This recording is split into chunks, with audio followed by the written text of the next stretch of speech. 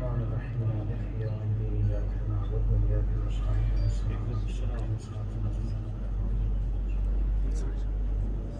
قل هو الله أحد الله الصمد قل هو الله أحد الله الصمد ربنا تقبل منا إنك أنت السميع العليم صلى الله على محمد وعلى آله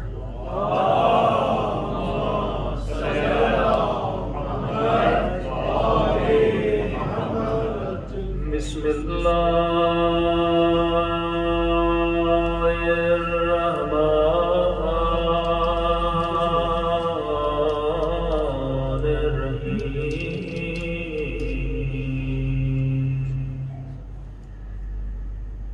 الحمد لله رب العالمين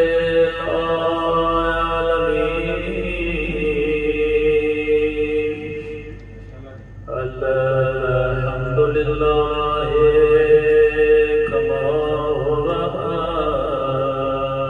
أهله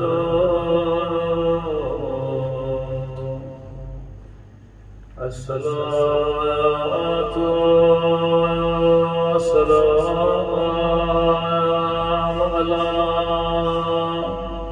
سيد المرسلين وخاتم النبيين أبي القاسم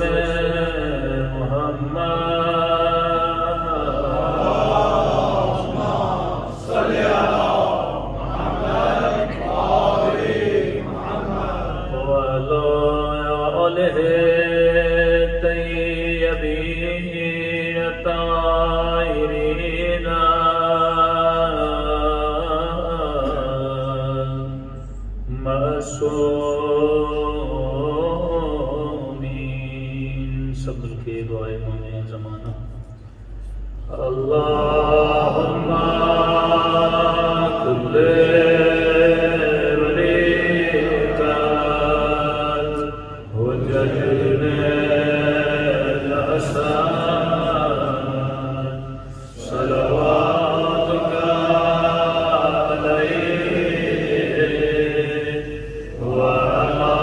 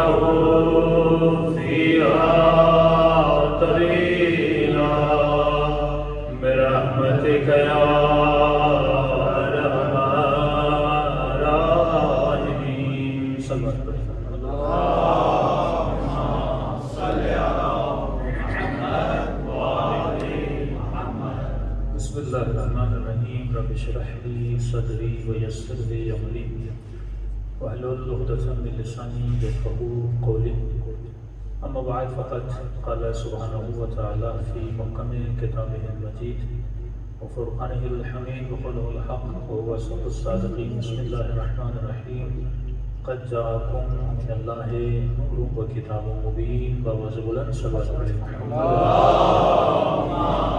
صل على محمد وآل محمد مسلسل آپ کی خدمت میں عرض کر رہے ہیں کہ پروردگار عالم نے انسان کی ہدایت کے لیے دو چیزوں کا بندوبست کیا.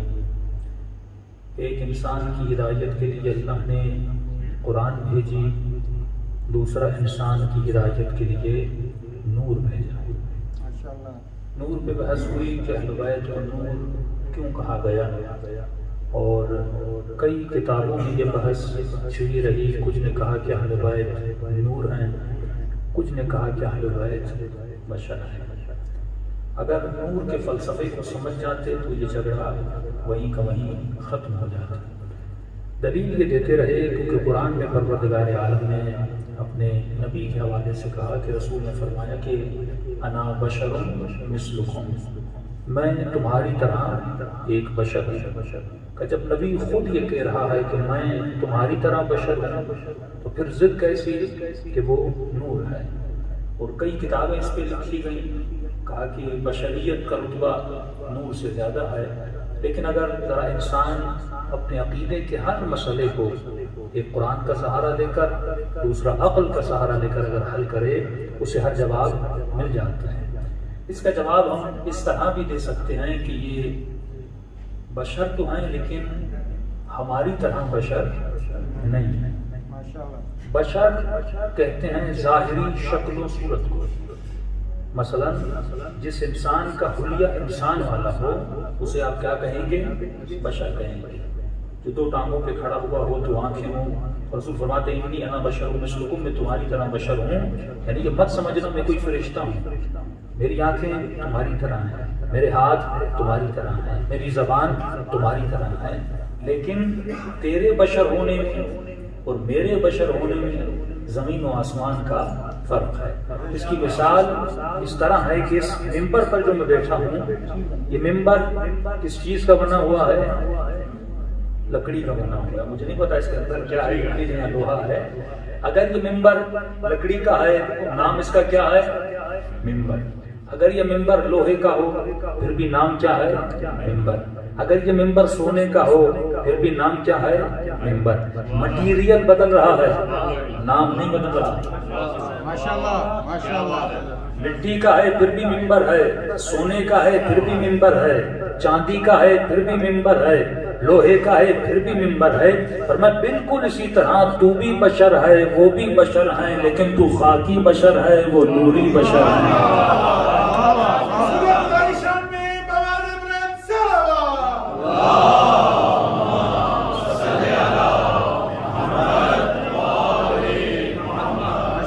دونوں کے مٹیریل میں فرق ہے۔ کہیں گے آپ نے کیسے کہہ دیا کہ قرآن کی آیت لو انزلنا هذا القرآن على جبل لرأيته خاشعا متصدعا من خشية الله، اگر ہم اس قرآن کو پہاڑ پہ نازل کرتے تو پہاڑ ریزہ ریزہ ہو جاتا، لیکن جس قرآن کو پہاڑ نے برداشت نہیں کیا اس قرآن کو بدن مصطفیٰ نے برداشت کر لیا۔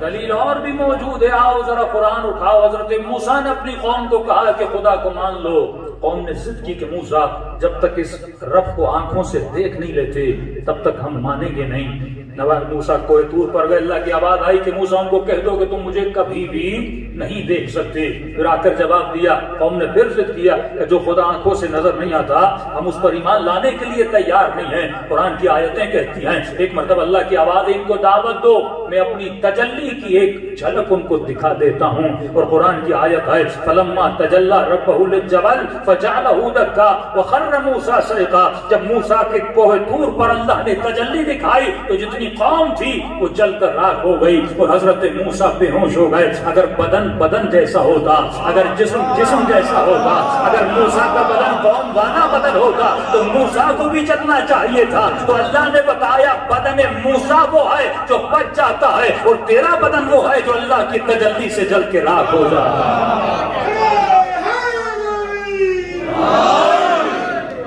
تمہاری بناوٹ میں اور ان کی بناوٹ میں زمین و آسمان کا فرق ہے۔ ہاں دکھنے میں تو ایک جیسے ہے لیکن دونوں کی کیپیسٹی میں فرق ہے۔ یہی قرآن اگر پہاڑ پہ آتا ہے تو پہاڑ ریزہ ریزہ ہو جاتا ہے۔ بچوں اور جوانوں کے لیے سمجھانے کے لیے مثال دیتا ہوں، دیکھیے تار تو تار ہوتی ہے، اس تار میں برداشت ہے 220 وولٹ، لیکن ایک تار وہ ہوتی ہے جو اصل کرنٹ پہنچا رہی ہوتی ہے جس میں برداشت 1000 وولٹیج کی ہوتی ہے۔ اگر اس تار کو 1000 وولٹ کا کرنٹ دیا جائے تو یہ جل کے راکھ ہو جاتی ہے، لیکن اس میں وہ طاقت ہے۔ تو تمہارے بدن کا جو وولٹیج ہے وہ کم ہے اور جو اہل بیت کے بدن کا وولٹیج ہے وہ بہت زیادہ ہے۔ صلوات پڑھیں محمد و آل محمد۔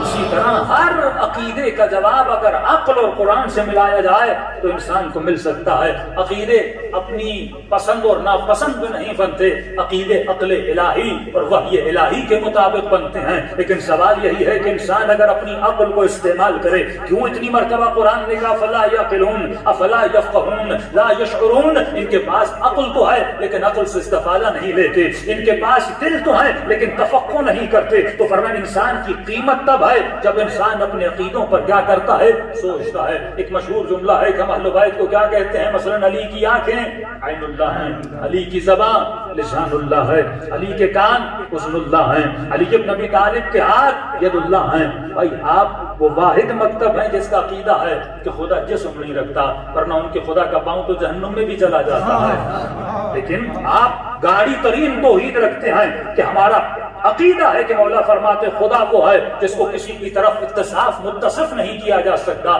جس کو کسی کی طرف اشارہ نہیں دیا جا سکتا کہ خدا یہاں ہے، اگر یہاں ہے اس کا مطلب یہاں نہیں ہے، اگر یہاں ہے تو اس کا مطلب آگے نہیں ہے، نہ لیفٹ نہ رائٹ، کہیں بھی خدا کی طرف اشارہ نہیں دے سکتے۔ جہاں دیکھو تو پروردگار عالم ہے، جہاں محسوس کرو تو پروردگار عالم ہے۔ اگر خدا ہر جگہ پر ہے تو یہ کیسے ہے، جسم نہیں رکھتا لیکن ہر جگہ پہ خدا کا احاطہ ہے، ہر جگہ پہ خدا کا علم ہے۔ وہ کائنات کا کوئی ایسا کونا نہیں ہے جو علم پروردگار عالم سے پوشیدہ ہو۔ تو وہی ہم پر اعتراض کرتے ہیں، ارے یہ تو تیرا عقیدہ ہے، ارے یہ تو تمہارا عقیدہ تھا کہ خدا جسم نہیں رکھتا۔ ایک طرف کہتے ہو جسم نہیں رکھتا، دوسری طرف کہتے ہو کہ علی کے ہاتھ ید اللہ ہے، دوسری طرف کہتے ہو کہ علی کی آنکھیں عین اللہ ہے، علی کی زبان لسان اللہ ہے۔ اب ایک مرتبہ میں عقیدہ رکھتا ہوں، دوسری مرتبہ مکے اور مدینے چلے گئے، کوئی لال رومال والا پکڑ لے گا اور اعتراض کر لے گا، وہاں پر تو بے عزتی ہو جائے گی۔ ورنہ شیعہ وہ نہیں تو صرف عقیدہ رکھے، اگر شیعہ ہو تو سپاہی بنو امام زمانہ کے عقیدوں کے، سپاہی بنو مکتب تشیع کے عقیدے کے۔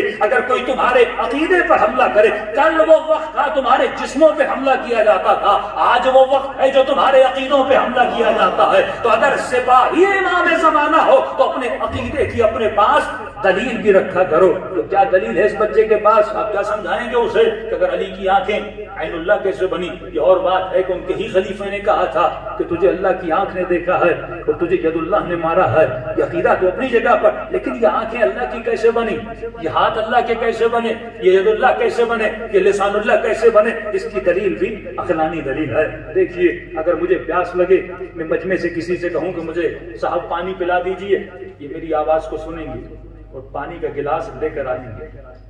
اگر میں کہوں آپ سنیں گے اور پانی کا گلاس لے کر آئیں گے، لیکن یہی ممبر پر بیٹھ کر میں کہوں نہیں، میں صرف سوچوں، میں کہوں نہیں، صرف سوچوں کہ پاشا بھائی مجھے پانی پلائیں، تو کیا یہ میری سوچ کو ریڈ کر پائیں گے؟ لیکن اگر اسی ممبر پر بیٹھ کر میں اپنے ہاتھ کو نہ کہوں بلکہ صرف ارادہ کروں کہ یہ ہاتھ اٹھے، یہاں فرق بتا رہا ہوں کہ آپ کے ہاتھ میں اور میرے ہاتھ میں فرق کیا ہے۔ اگر میں آپ کے ہاتھ کو ارادتاً کہوں کہ اٹھو علی کا نعرہ مارو، تو یہ ہاتھ میرے ارادے کو سمجھے گا؟ نہیں سمجھے گا۔ لیکن اگر میں زبان سے کہوں تو آپ کا ہاتھ میری سنے گا، کیونکہ میں کہوں گا تو سنے گا۔ لیکن اگر میں اپنے ہاتھ کے لیے ارادہ کروں کہ یہ اٹھے، یہ بغیر کہے اٹھ جاتا ہے، اس کا مطلب یہاں پہ فرق کا یہ پتا چلا کہ میرا ہاتھ وہ ہے جو میرے ارادے کو سمجھتا ہے۔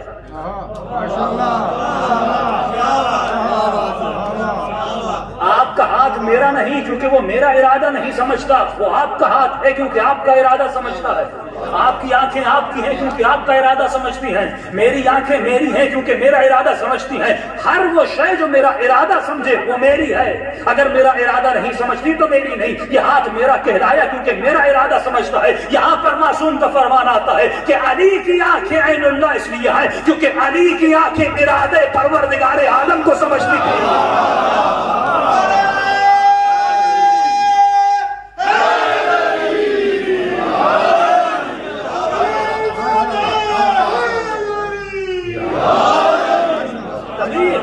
قدسی کے جملے ہیں، عبدی اتعنی اجعلک مثلی، اے میرے بندے میری اطاعت کر، میں تجھے اپنے جیسا بنا دوں گا۔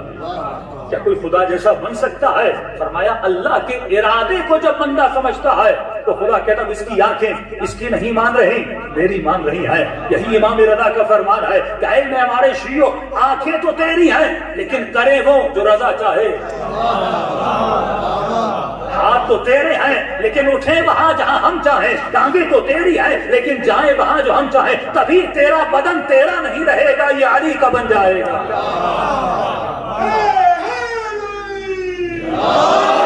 کبھی کچھ شیعوں نے جب پوچھا کہ مولا آپ کے شیعوں کی نشانی کیا ہے، امام نے فرمایا ہم ہیں سورج اور ہمارے شیعہ ہیں کرنیں۔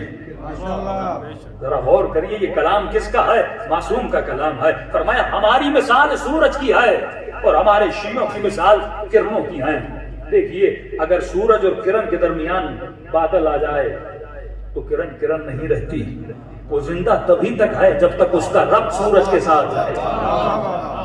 اور کبھی کبھی سورج نظر نہیں آتا، کرن نظر آتی ہے، اور گھر میں بیٹھا ہوا کھڑکی سے جب روشنی کو دیکھتا ہے تو اسے روشنی سے سورج کی آمد کا پتہ لگتا ہے۔ تبھی فرمایا السلمان منا اہل البیت، جب جب سلمان کو دیکھو گے تب تب تجھے علی کی یاد آئے گی۔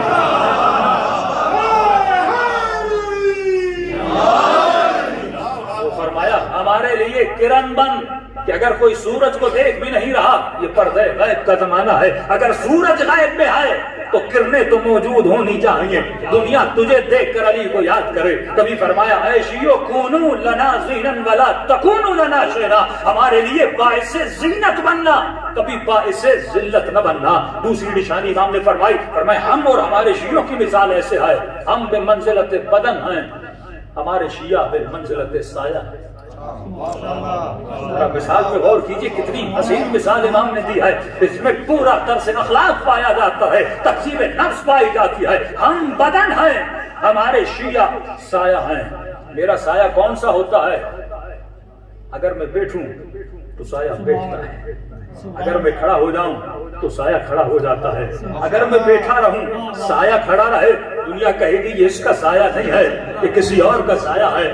سایہ کا اپنا ارادہ نہیں ہوتا، ارادہ بدن کرتا ہے، سایہ اس کو کاپی کرتا ہے۔ فرمایا ہم بدن ہے، ہمارا ارادہ ہوتا ہے، ہمارے چاہنے والوں کا عمل ہوتا ہے، یعنی اگر ہم کھڑے ہیں تو ہمارا چاہنے والا کھڑا ہوتا ہے۔ فرمایا آنکھیں تو تیری ہیں، دیکھو ہم تجھے دیکھنے سے منع نہیں کرتے، لیکن وہ دیکھو جو تیرا امام دیکھنا پسند کرتا ہے۔ ہاتھ تو تیرے ہیں، بلند کرو لیکن وہاں پہ بلند کرو جہاں تیرا امام بلند کرتا ہے۔ جب اس منزل پر آ جاتے ہو تب مولا فرماتے ہیں اب تو ہم اہل بیت میں سے ہو گیا۔ یہ مطلب نہیں کہ سلمان فارسی سید بن گیا ہے، بنو ہاشم بن گیا، نہیں کہ مولا یہ اہل بیت میں سے کیسے ہے؟ فرمایا جب جب سلمان کو دیکھتے ہو تجھے تب تب اہل بیت کی یاد آتی ہے۔ صلوات پڑھے محمد و آل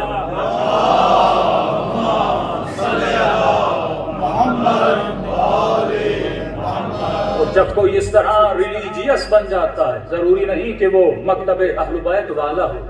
مثلا کوئی کرسچن ہے اور اس تک یہ بات پہنچی ہے کہ کرسچنٹی حق کا مذہب ہے اور اس کو حق سمجھ کے ہو بہو اور عین ہو جیسا بتایا گیا وہ کرسچنٹی کو فالو کر رہا ہے۔ خدا ایسے بندے کو بھی ہدایت دیتا ہے، وہ مکتب اہل بیت تک پہنچ جاتا ہے۔ اگر کوئی یہودی ہے اور اس یہ سمجھ رہا ہے کہ میرا مذہب حق پر ہے، عقلاً نقلاً ہر طریقے سے اس نے سوچا اور اسے یہ لگا کہ یہی میرا مذہب حق ہے اور اس مذہب پر چل رہا ہے، تو خدا ایسے بندے کو بھی کیا کرتا ہے؟ ہدایت دیتا ہے۔ سلمان فارسی شیعہ بعد میں بنے لیکن علی نے مدد پہلے کی۔ یہ عجیب بات ہے، شیعہ بعد میں بنے لیکن مولا نے مدد پہلے کی۔ عمر رسیدہ صحابی رسول بھی ہیں، صحابی امیر المومنین بھی ہیں، جس کو ایمان کے 10ویں درجے پر امام نے فائز کیا۔ ابو ذر سے زیادہ ایمان ہے، مالک سے زیادہ ایمان ہے جناب سلمان کا۔ فرماتے ہیں کہ جناب سلمان مولا علی کے ساتھ تشریف فرما تھے، سفرہ لگا ہوا تھا، کھجوریں پڑی ہوئی تھی اور کچھ کھجوریں مولا کھا رہے تھے، کچھ کھجوریں جناب سلمان فارسی کھا رہے تھے۔ ایک عجیب منظر یہ تھا کہ مولا جب کھجور کھاتے تھے تو گٹھلی جو ہے وہ سلمان کے سامنے رکھ دیتے تھے۔ ایک بار سلمان نے دیکھا، دوسری بار سلمان نے دیکھا کہ مولا یہ کر کیا رہے ہیں، آنے جانے والے دیکھ رہے ہیں کہ علی کے سامنے کھجوریں تو ہیں لیکن گٹھلیاں ساری سلمان کے سامنے ہیں۔ تو دھیمی سی آواز میں کہا کہ مولا بے ادبی کرنا نہیں چاہتا، لیکن دیکھنے والے کیا کہیں گے کہ علی سلمان کے ساتھ مذاق کر رہا ہے۔ مولا ظاہراً دیکھا جائے کہ میری کمر جھکی ہوئی ہے، میں بوڑھا ہوں، آپ جوان ہیں، دنیا کیا کہے گی، علی سفید ریش کے ساتھ مذاق کر رہا ہے۔ امام نے ایک مرتبہ ولایت کی نگاہوں سے سلمان کو دیکھا کہ سلمان کیا تو علی سے بڑا ہے؟ سلمان کیا تو علی سے بڑا ہے؟ کہ مولا گستاخی کرنا نہیں چاہتا، لیکن ظاہری اعتبار سے میں عمر میں آپ سے بڑا ہوں۔ امام نے کہا سلمان پتہ چل جائے گا کہ تو بڑا ہے یا علی بڑا ہے، ہم دکھتے کچھ ہیں حقیقت میں کچھ ہیں۔ کہ سلمان یہ بتا تمہاری جوانی کا عالم تھا، تمہارے باپ نے تجھے گھر سے نکالا تھا، کیونکہ سلمان کی جوانی سے فطرت تھی، مذہبی اعتبار سے گھر میں بحث کرتا رہتا تھا، اس کا ایک ریلیجیس گھرانہ تھا، اپنے باپ سے بھی بحث کرتا تھا، تو باپ نے غصے میں آ کر سلمان کو گھر سے نکال دیا تھا۔ کہ سلمان تو ناراضگی کے عالم میں اپنے گھر سے نکلتا ہوا جنگلوں کی طرف چلا گیا تھا۔ سلمان 2-3 دن جنگلوں میں بھٹکتا رہا تھا۔ کہا مولا مجھے یاد تو ہے کہ سلمان اس وقت ایک شیر نے تجھ پہ حملہ کیا تھا۔ کہا مولا یاد تو ہے، لیکن آپ کون سی باتیں یاد دلا رہے ہیں؟ مجھے میرا جواب دیجیے کہ آپ مذاق کر رہے ہیں اور فرما رہے ہیں کہ سلمان کیا تو علی سے بڑا ہے؟ امام نے کہا سلمان ٹھہر جا، تجھے جواب بھی مل جائے گا۔ سلمان شیر نے تجھ پہ حملہ کیا تھا۔ کہا مولا حملہ تو کیا تھا۔ کہ سلمان پھر یہ بتا تو یہاں پہ زندہ کیسے بیٹھا ہے؟ تجھے شیر سے بچایا کس نے تھا؟ کہا علی جب جنگل میں شیر نے حملہ کرنا چاہا تھا، وہاں پہ ایک خوب روح جمع آیا تھا گھوڑے سوار، اور اس نے شیر کو پچھاڑا تھا، اور اس نے سلمان پھر کیا کیا تھا؟ کہ مولا جب وہ جوان آیا تھا 2-3 دن کا بھوکا و پیاسا تھا، اس نے مجھے کچھ پانی بھی پلایا تھا، اس نے کچھ روٹیاں بھی دی تھی۔ سلمان وہ پانی یاد ہے کہ مولا زندگی گزر گئی، آج تک ایسا پانی سلمان کو نصیب نہیں ہوا، زندگی گزر گئی، آج تک لذیذ روٹیاں نصیب نہیں ہوئی۔ کہ سلمان پھر تو نے کیا کیا تھا؟ کہ مولا قرآن کا حکم ہے الجزاء الاحسان الا الاحسان، احسان کا بدلہ احسان سے چکایا جائے۔ مولا وہاں پہ ایک باغ تھا، کچھ پھول تھے، میں نے پھولوں کو توڑا تھا اور شکریہ کے لیے، تھینک یو کے لیے اس جوان کو وہ پھول دیے تھے۔ امام نے کہا سلمان وہ پھول یاد ہے؟ کہا مولا وہ پھول یاد ہے۔ ایک مرتبہ علی نے پھولوں کو نکالا کہ سلمان یہ وہی پھول نہیں جو تو نے علی مرتضیٰ کو دیے تھے۔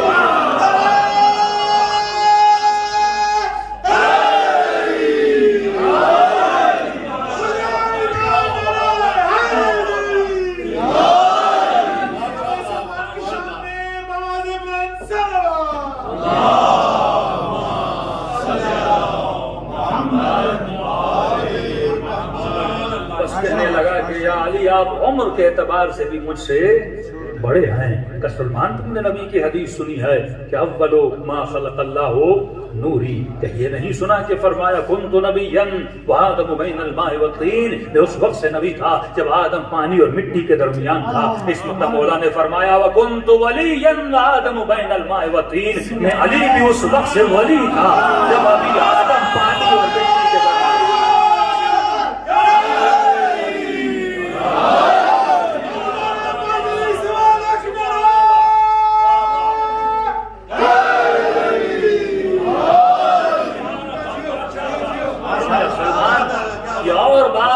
یہ دنیا علی کو یہ کہہ کر خلافت کا حق نہیں دے گی کہ علی تو ابھی جوان ہے، ہم تجھ سے عمر میں بڑے ہیں، لیکن حقیقت میں علی ابن ابی طالب اور رسول کی عمر کا کوئی اندازہ لگا نہیں سکتا۔ بحث لمبی ہوتی جائے گی۔ یہاں پہ ایک روایت جناب جبرائیل کی نقل بھی ہے کہ فرماتے جب رسول خدا کی خدمت میں جبرائیل آتے ہیں اور ایک مرتبہ مولا علی بھی تشریف فرما ہوتے ہیں، جیسے جبرائیل کی نگاہیں علی کے چہرے پر پڑتی ہیں تو جبرائیل احترام میں کھڑا ہو جاتا ہے۔ یہاں پہ رسول سوال کرتے ہیں، یہ سوال ہے ہی اسی لیے کیونکہ امت یہی کہہ کر علی کو دور کر دے گی کہ علی تو جوان ہے، ہم عمر میں تجھ سے زیادہ ہیں۔ حالانکہ خلافت کی معیار عمر نہیں ہے، علم ہے، معیار بڑھاپا نہیں ہے، معیار شجاعت ہے، مردانگی ہے، کراریت ہے، لیکن دنیا نے یہ کہہ کر علی کو خلافت نہیں دی۔ تبھی رسول نے جبرائیل سے پوچھا تھا کہ اے جبرائیل یہ بتا اتقوم لہذا الفتى، کیا تو اس جوان کے احترام میں کھڑا ہو رہا ہے؟ جبرائیل تیری خلقت کب کی ہے؟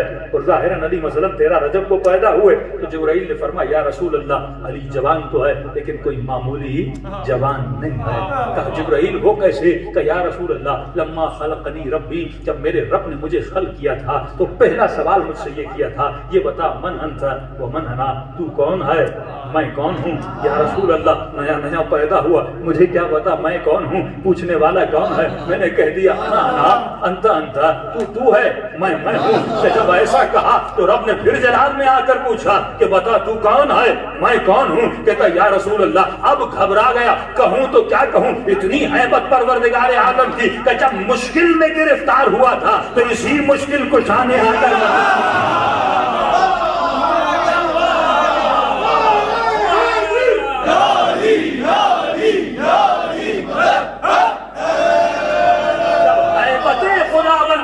ہوئی تو اسی جوان نے مجھے ادب سکھایا تھا, کہا تھا اس طرح اپنے رب سے بات نہیں کرتے بلکہ یہ کہو کہ اے خدا انا عبد الذلیل انت رب الجلیل, میں عبد ذلیل ہوں تو رب جلیل ہے. بس اتنا کہنا تھا. رسول نے کہا جبریل یہ تو بتا تیری عمر کتنی ہے, کم عمرک, تیری عمر کتنی ہے. کہتا یا رسول اللہ اتنا اندازہ تو نہیں کہ میری عمر کتنی ہے, بس اتنا یاد ہے نجم یطلع کل 30,000 سنة مرۃ واحدہ, ایک ستارہ ہے جو ہر 30,000 سال کے بعد ایک مرتبہ ظاہر ہوتا ہے. وانا رأیتها 30,000 مرہ, اور میں نے اس ستارے کو 30,000 مرتبہ دیکھا ہے.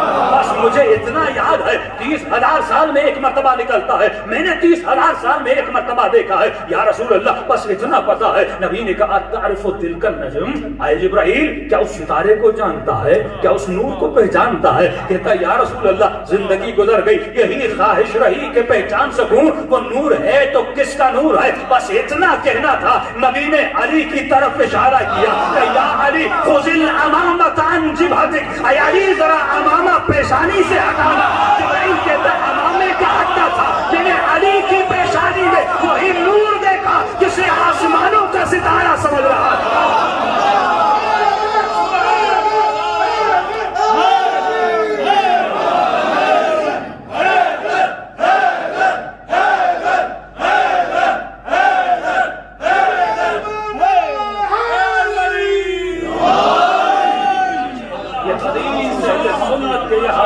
اور مکتب تشیع میں مکتوب ہے کہ نبی فرماتے ہیں اول ما خلق اللہ نوری, خدا نے سب سے پہلے میرے نور کو خلق کیا. پھر فرمایا انا وعلی من نور واحد, میں اور علی ایک ہی نور سے بنائے گئے ہیں. جب ایک نور سے ہیں تو خلقت بھی سب سے پہلے ہے. سب سے پہلا وجود جو کائنات میں بنا وہ عقل اول کا وجود تھا, یعنی رسول خدا کا وجود تھا. اس کے بعد اہل بیت یعنی پنجتن کا وجود تھا جو کائنات میں بنایا گیا, جسے رسول اپنا نفس قرار دے. آج کا مسلمان یہ تو کہے گا کہ نبی کے ہاتھ جیسے کسی کے ہاتھ نہیں ہیں, نبی کی آنکھوں جیسی کسی کی آنکھیں نہیں ہیں, تو تم کیسے کہہ سکتے ہو کہ نبی کے نفس جیسا کوئی نفس ہے. جس طرح نبی تمام انبیاء سے افضل ہے اسی طرح نبی کا نفس بھی تمام انبیاء سے افضل ہے. صلوات پڑھیں محمد و آل محمد.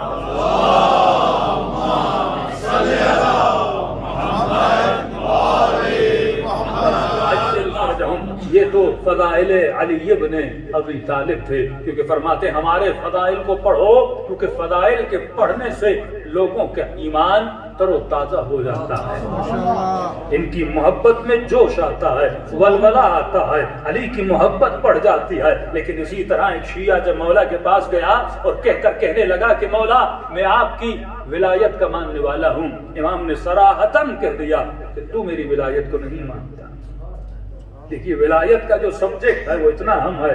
اس زمانے میں ہم نے ولایت کو بڑا سستا بنا دیا, ولایت کو بانٹتے پھرتے ہیں. لیکن کسی نے علی سے پوچھا, کسی نے حسین ابن علی سے پوچھا, کسی نے امام زمانہ سے پوچھا کہ مولا آپ کی ولایت ہے کیا, اور اگر مجھے اندازہ لگانا ہو میں جو ممبر پر بیٹھا ہوں یا جو مجمع میں بیٹھا ہے اسے کیسے پتا چلے کہ میرے وجود میں علی کی ولایت ہے بھی کہ نہیں ہے. بھائی کوئی تو ٹیسٹنگ یا لیب ہونی چاہیے نا کہ جہاں پہ ہمیں اندازہ لگایا جائے. شوگر کی بھی ٹیسٹ ہوتی ہے, ہر چیز کی ٹیسٹ ہوتی ہے, تو کیسے پتا لگایا جائے کہ میرے وجود میں وہ ولایت ہے جو سلمان فارسی کے وجود میں تھی, وہ ولایت ہے جو میں سمیت تمام کے وجود میں تھی. تو امام نے فرمایا تو میری ولایت کو نہیں مانتا. کہ مولا میں رسول کے بعد خلیفہ بلا فصل آپ کو مانتا ہوں. امام نے کہا تو کہتا ہے لیکن میری ولایت کو مانتا نہیں ہے. کہ مولا مجھے سمجھ میں نہیں آیا. امام نے کہا تجھے ولایت کا مطلب پتا ہے؟ کہ مولا ہاں ولایت کا مطلب یہی ہے کہ علی ولی اللہ کہا جائے. امام نے کہا نہیں, یہ ہے لفظوں کا ادا کرنا. ولایت کا مطلب کیا ہے؟ کہ مولا کیا مطلب ہے آپ خود سمجھائیے. امام فرماتے ہیں ولایت کا مطلب ہے حکومت علی ابن ابی طالب. ماشاءاللہ. علی کی ولایت کو مانتا ہوں. کیا مطلب؟ میں کس کی حکومت کا ماننے والا ہوں؟ علی ابن ابی طالب کی حکومت کا ماننے والا ہوں. سچ ہی مومن تھا. کہنے لگا یا علی میں کیسے آپ کی حکومت کو مانوں جبکہ آپ کی حکومت ہے ہی نہیں. حکومت فلاں کی ہے فلاں کی ہے فلاں کی ہے, آپ کی تو حکومت ہے ہی نہیں, تو میں کیسے مانوں جبکہ فزیکلی آپ کے پاس حکومت نہیں ہے, میں کیسے مانوں؟ امام فرماتے یہی تو تیرا عقیدے کا صاف پتہ چلتا ہے کہ اگر میں اس تخت ظاہری پہ آؤں تب جا کے تو علی کی حکومت کو مانتا ہے. فرمایا یہ تخت کیسا جس پر اگر کوئی بیٹھ جائے تو چونٹی اس کی بات کو نہیں سنتی, مکھی اس کی بات کو نہیں سنتی, انسان اس کی بات کو نہیں سنتے, لیکن ہمارے پاس وہ ولایت ہے اگر کنکر کو کہیں تو کنکر ہاتھوں پہ کلمہ پڑھتے ہیں.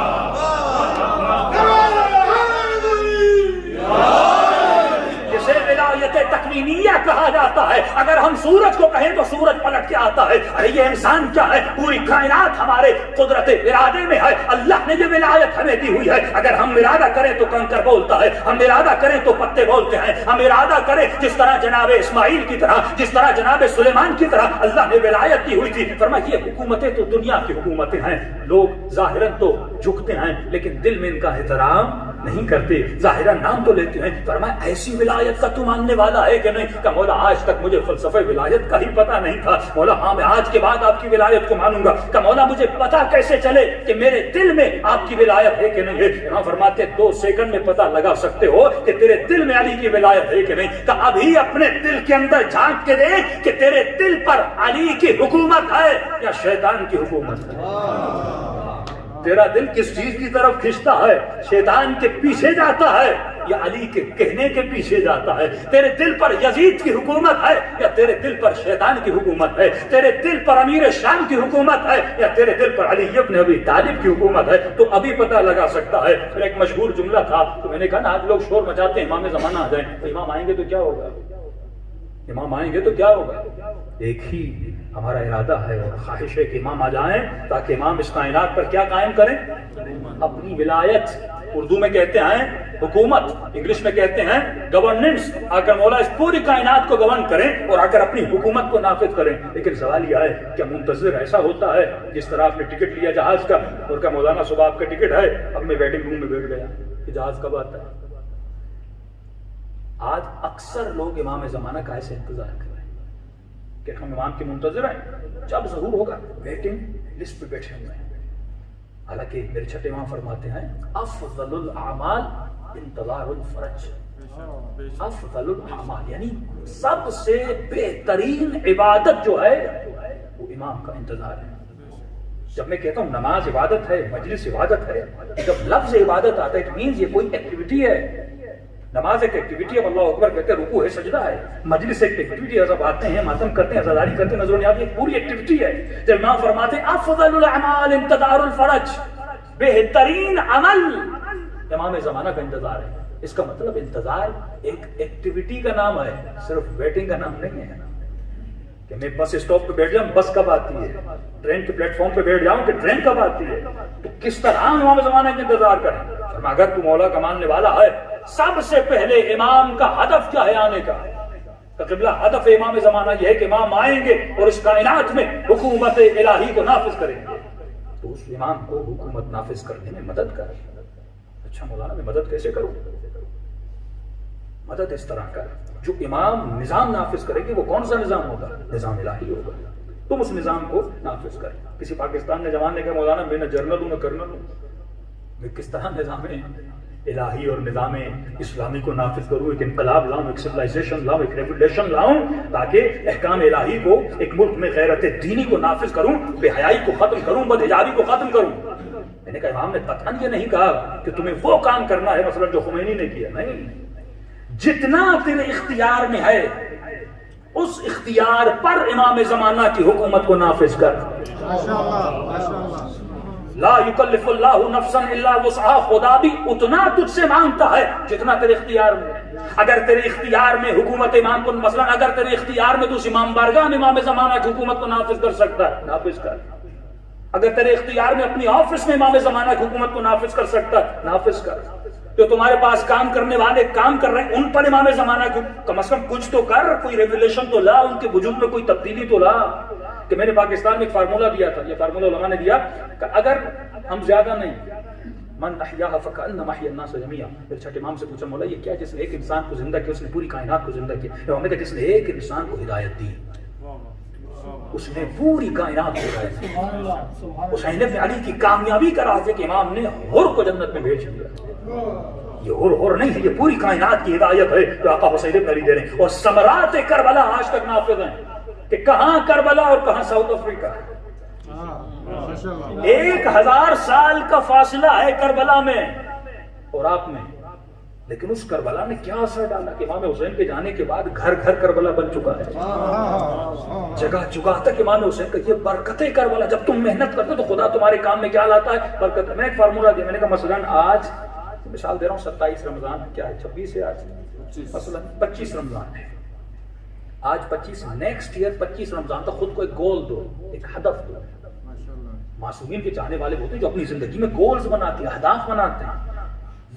ویکلی ہدف، منتھلی ہدف، ایئرلی ہدف. مجھے ایک سال میں کیا کرنا ہے؟ جو آپ ٹارگیٹس بناتے ہیں نا، ہم نے بزنس کے ٹارگیٹس تو بنائے، مجھے اپنے بزنس کو یہاں سے یہاں تک لے جانا ہے، لیکن میں نے کوئی اپنے سول اپنے روح کے لیے کوئی ٹارگیٹ بنایا کہ مجھے ایک سال میں ایسا کرنا ہے کہ مجھے خواب میں امام حسین کی زیارت ہو جائے.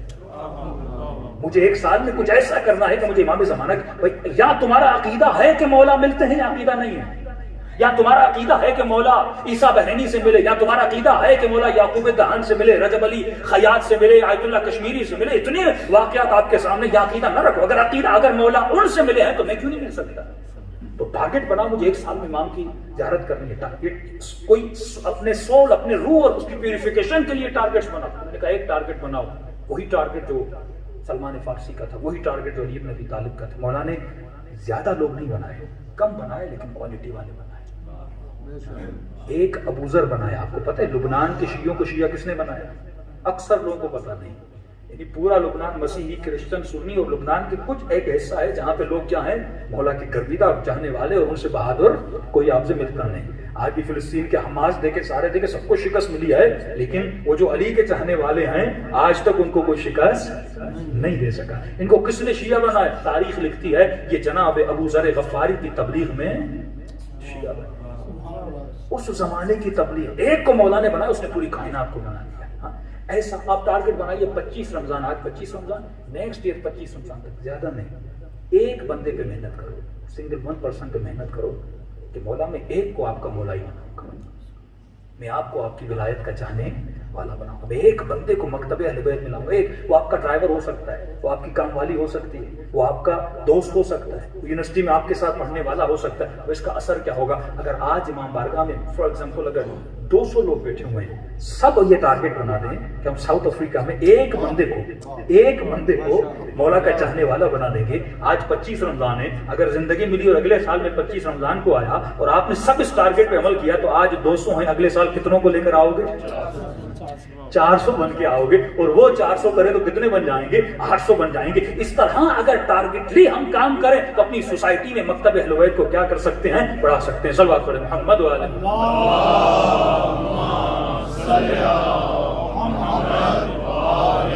تو جہاں تک میرا اختیار ہے وہاں پہ میں کیا کروں؟ امام زمانہ کی حکومت کو نافذ کروں. میں نے کہا اگر آفس میں بھی نہیں چلتی، گھر میں تو چلتی ہے نا بھائی. بچے تو سنتے ہیں نا، بیوی تو سنتی ہے نا. کوئی ایک بندہ اتنا مظلوم تک مولانا میری بیوی بھی نہیں سنتی. میں نے کہا چلو بیٹا نہیں سنتا، بیوی نہیں سنتی، تیرا بدن تو تیری سنتا ہے. بیوی کو حجاب نہیں کرا سکتے، بیوی کو سمجھا نہیں سکتے، بیٹی کو حجاب نہیں کرا سکتے، بیٹے کو غیرت مند نہیں بنا سکتے، کم از کم اپنے بدن پر امام زمانہ کی حکومت کو نافذ کر.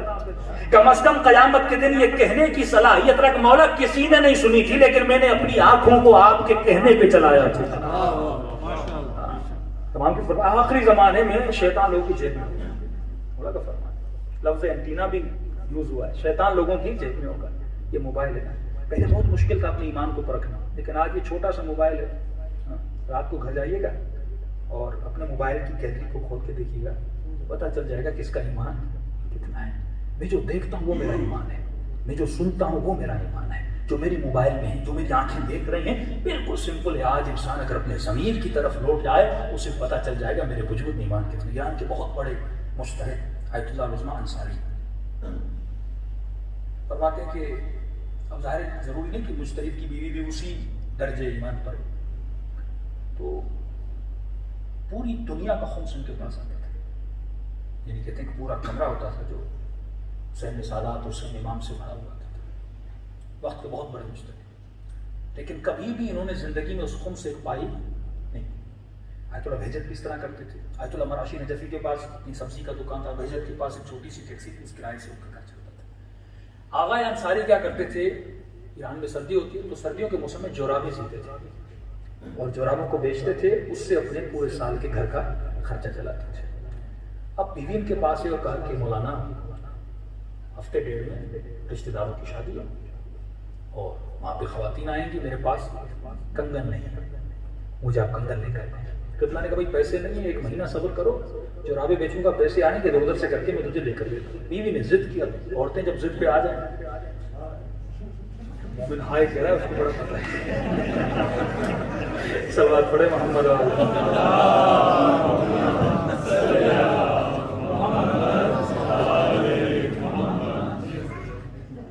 تو انہوں نے کہا کہ بھائی ابھی پیسے نہیں ہیں. اب مجتہد کی بیوی کا مطلب ہے اس کو سارے فقہی مسائل کا پتہ ہوگا، روز آنا جانا. تو انہوں نے کہا کوئی بات نہیں، میں آپ کو ایک راستہ دکھاتی ہوں.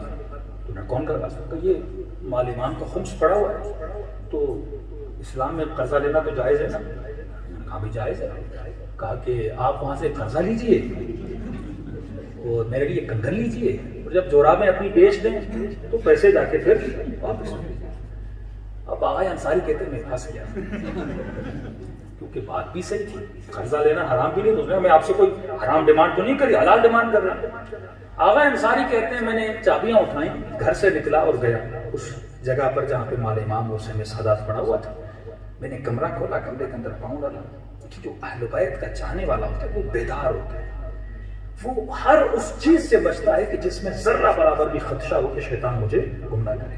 کہتے جیسے میں نے اس کمرے میں پاؤں ڈالا فوراً میرے ذہن میں خیال ہے، اے انصاری تمہاری بیوی 1 ہفتہ صبر نہیں کر رہی کہ جورابیں بک جائیں.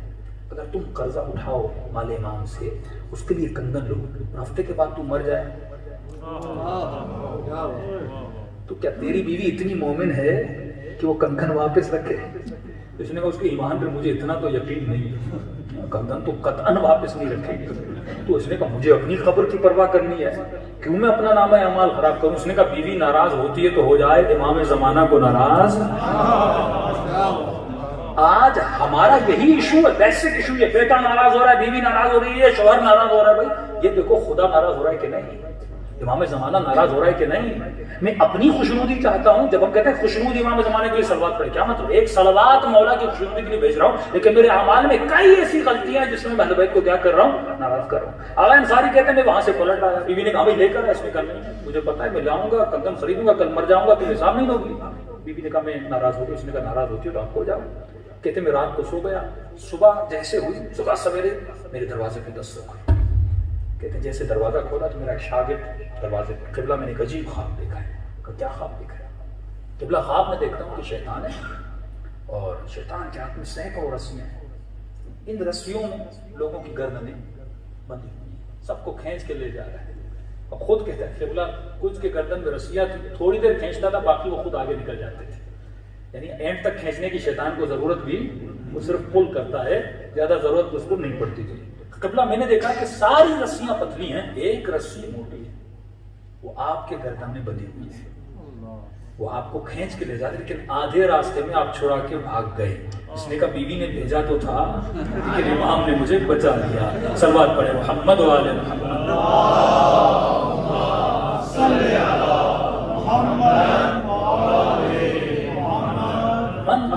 جب آپ امام کے لیے خالص ہو جاتا ہے. مجھے یہ دیکھنا ہے میرے ہاتھوں نے، فرمایا دن رات بیٹھ لکھ کہ ان ہاتھوں نے یہ مولا کی ولایت میں کتنی دیر رہے، 24 گھنٹہ رہے.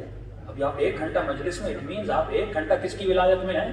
مولا امیر المومنین کی ولایت. لیکن جب میں اس امام بارگاہ سے باہر جاتا ہوں تو اس وقت بھی میں ولایت امیر المومنین میں ہوتا ہوں کہ نہیں ہوتا. ولایت لفظوں کا نام نہیں ہے، ولایت عمل کا نام ہے.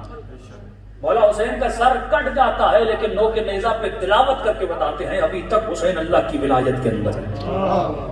یہ ولایت اگر کسی کے اندر آ جائے کہ انسان خود کو ایسا بنا دے، اس کے وجود سے خوشبو اہل بیت آ جائے، تب جا کے امام فرماتے یہ میرا شیعہ ہے. صلوات پڑھے محمد و آل محمد. اللهم صل علی محمد. کا حسن معصوم کا فرمان ہے. ہم بہت دور ہیں فرامین اہل بیت علیہ الصلوۃ والسلام سے. فرمایا دنیا عکس ہے کس کا؟ آخرت کا. عکس کیسے؟ شیڈو کو. ایک پکچر آپ نکالتے ہیں وہ بہت خوبصورت ہے لیکن اصل نہیں ہوتی. وہ کیا ہوتی ہے؟ اس کا عکس ہوتا ہے. صلوات پڑھیں محمد و آل محمد.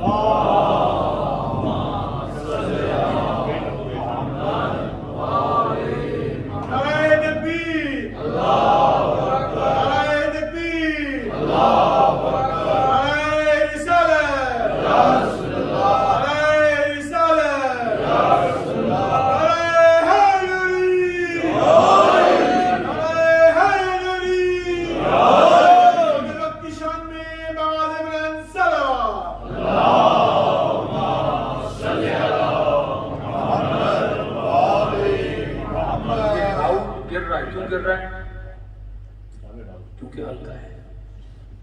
معصوم فرماتا ہے مومن کا جبل الراسخ. مومن وزنی مضبوط پہاڑ کی طرح ہوتا ہے. کررعا نہیں ہوتا. جو چیز ہلکی ہوتی ہے نا وہ تھوڑی سی جھٹکے پہ گر جاتی ہے.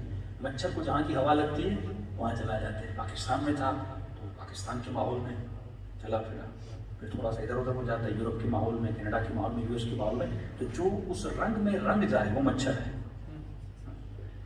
جو اپنے ایمان کو جہاں بھی جائے مضبوطی میں رکھے. 4 دوست نماز نہیں پڑھتے تو کیا ہوا؟ خود روم میں چلا جائے لیکن نماز پڑھ لے.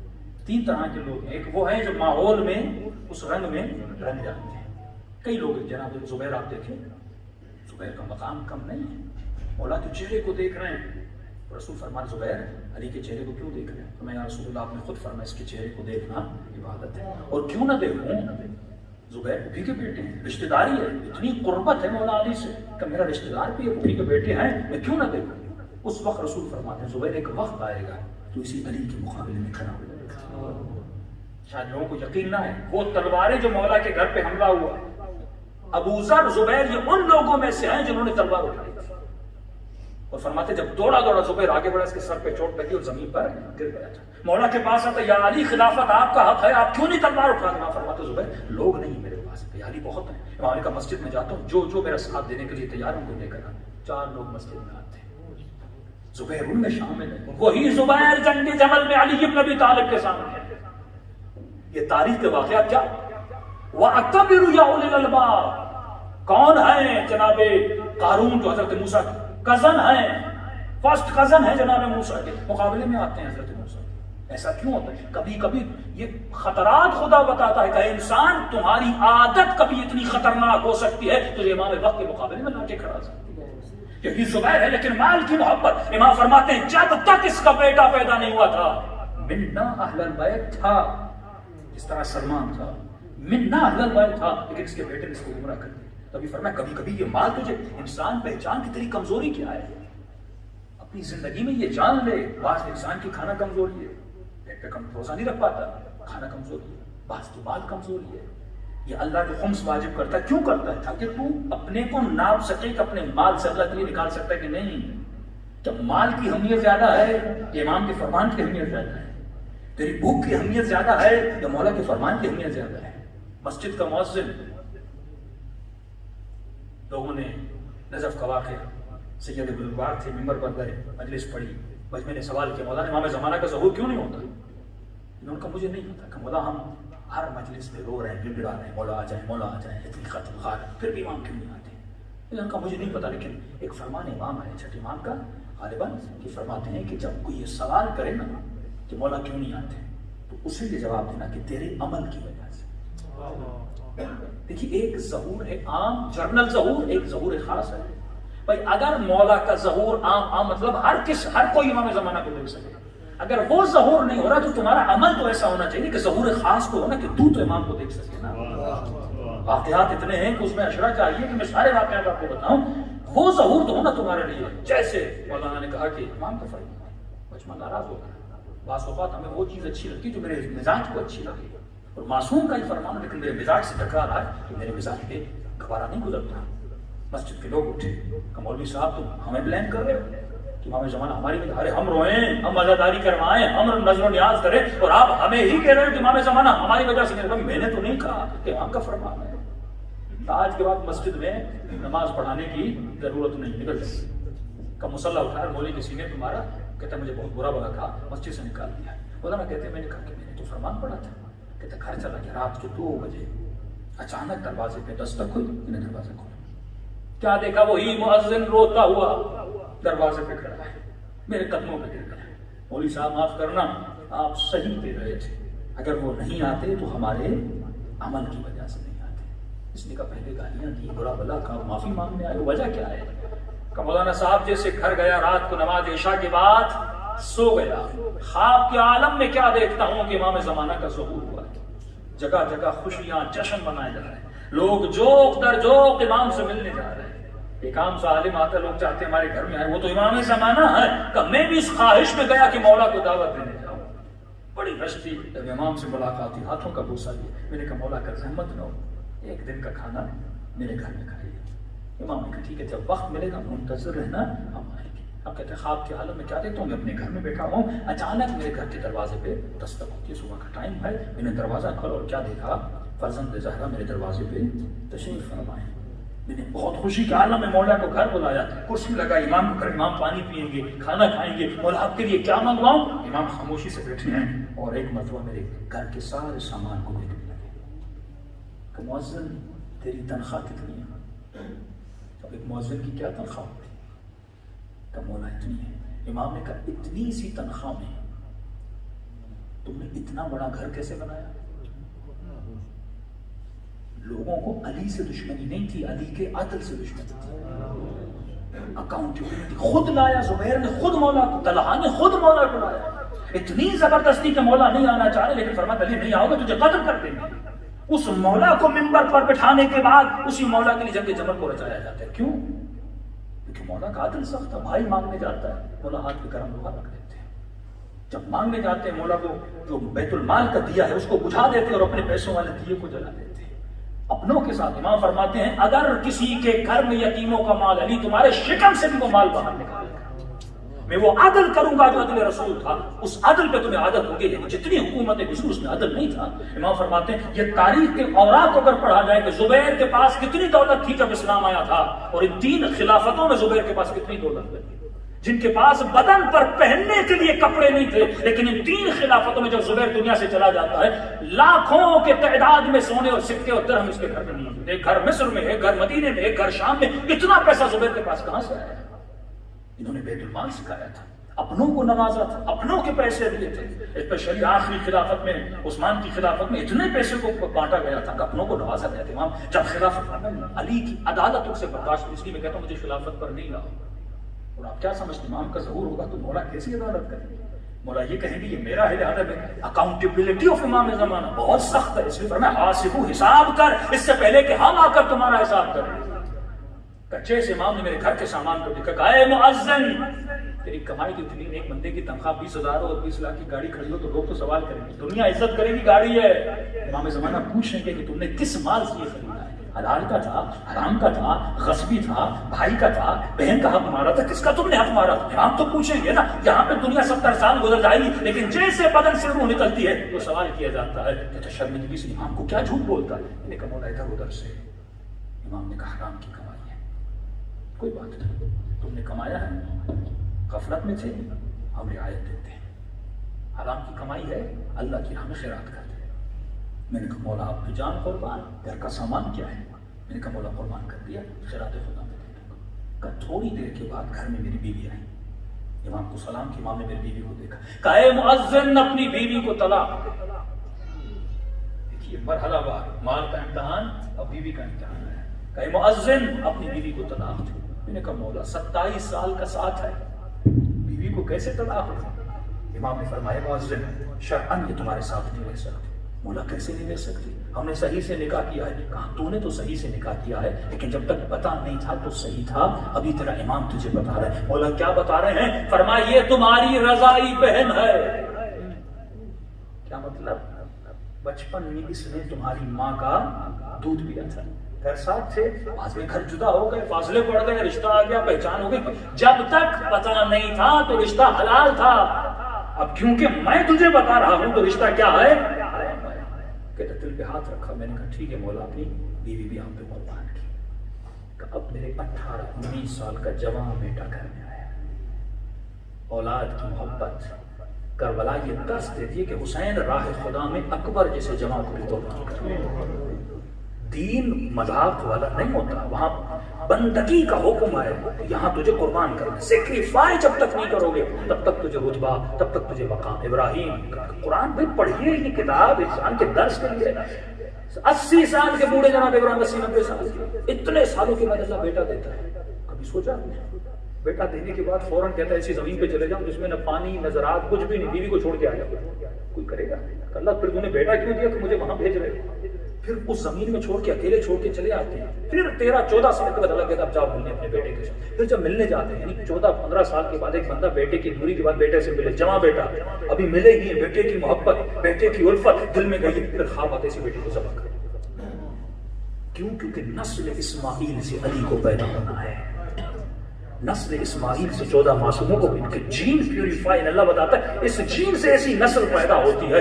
اگر اسماعیل کی قربانی نہ ہوتی تو کربلا کا فلسفہ سمجھ میں نہ آتا. سیکریفائی, وہ نبی جس نے زندگی میں ایک گناہ نہیں کیا اس سے بھی اللہ سیکریفائی مانگ رہا ہے, اس سے بھی اللہ امتحان مانگ رہا ہے. کہے مؤذن جیسے جوان بیٹا کرنے آئے, کہا مولا یہ میرا بیٹا. امام نے کہا میں تمہارے بیٹے کو سزا سناتا ہوں. کمال سے تم نے بیٹے کی تربیت نہیں کی, اولاد کی تربیت نہیں کی. تمہارا بیٹا ابھی ابھی شراب پی کے آ رہا ہے, زنا کر کے آ رہا ہے, اور ایسی زنا جس کی سزائے موت ہے. کا پریشان ہو گیا. میں نے کہا مولا ہم تو دعائیں کر رہے تھے آپ آ جائیں. جیسے آئے ہیں کبھی کہہ رہے سامان پھیرا سے خدا, کبھی کہتے ہیں بیوی کو تم, ابھی میرے جوان بیٹے کو مارنے پہ تلے ہوئے ہیں. کہ ایک مرتبہ غصے کے عالم میں کھڑا ہوا اور میں نے اپنے امام سے احترامی کی. میں نے کہا آپ امام تو دور, الیاذ باللہ آپ تو مجھے سید بھی نہیں. بس یہ کہنا تھا مولا اپنی جگہ سے کھڑے ہو گئے, آنکھوں میں آنسو آئے. فرمائے مؤذن تم اس سید کو کہہ رہے تھے کہ امام زمانہ کیوں نہیں آتے, جب تو اپنے مولا پہ اپنا بیٹا قربان نہیں کر سکتا تو تجھے یہ کہنے کا حق نہیں ہے کہ تو میرا جاننے والا ہے. تو میرے عزیز جب تک کربلا اپنے وجود میں سماتے نہیں ہو تب تک انسان مقام شدت پر نہیں پہنچتا. صلوات پڑھے محمد وعلی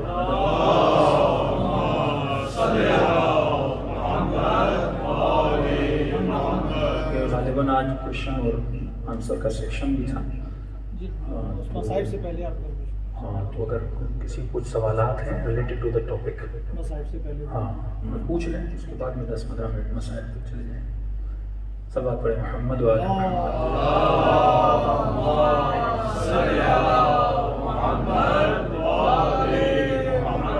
اگر سوالات ہیں تو آپ پوچھیں, اگر نہیں ہے تو ہم ٹاپک کو کنٹینیو کریں. چلیے صلوات پڑھے محمد وعلی